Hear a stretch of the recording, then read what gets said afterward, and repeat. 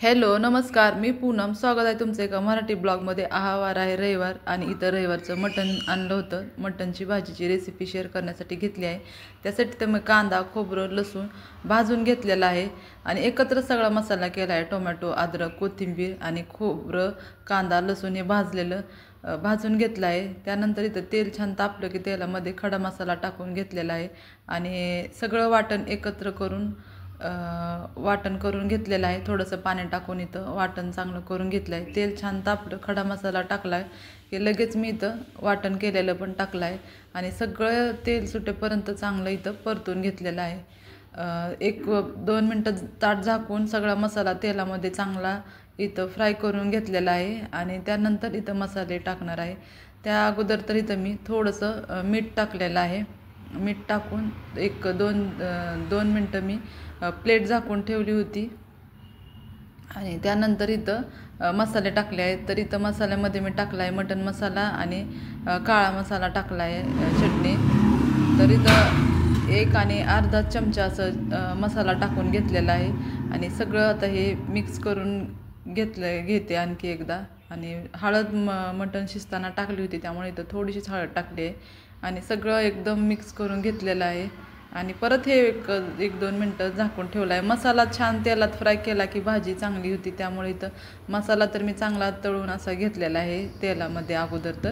आणि आणखी 2 मिनटं ताट झाकून इथं सगळा मसाला असा छान करून घेतला आहे आणि त्यानंतर इथं मटण मी एका प्लेटीत काढून घेतलेला आहे आणि जो रस्सा असतो आळणी रस्सा तो एका मोठ्या टोपमध्ये ठेवला आहे. आता मटण पण ह्याच्यामध्ये टाकून सगळं झाकून सगळं मिक्स करून घेतलं आहे.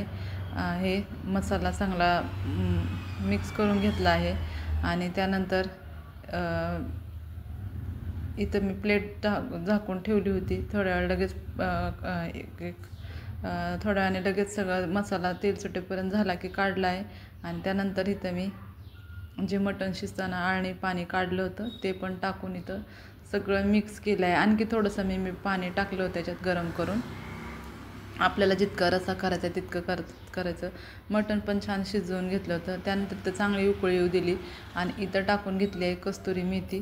तर इथं उकळी आली, सगळा मसाला हे 1-2-3 चांगल्या उकळ्या काढून घेतलेल्या आहेत आणि इथं छान अशी भाजी पण करून झाली होती. तर इथं आज मटणची भाजी रविवारी केली होती आणि रेसिपी पण शेअर केली आहे. छान असं घरगुती आपल्या मसाल्यामध्ये, काळा मसाल्यामध्ये छान इथं भाजी झालेली आहे. त्यानंतर हा दुसऱ्या दिवशीचा वार आहे, सोमवारचा.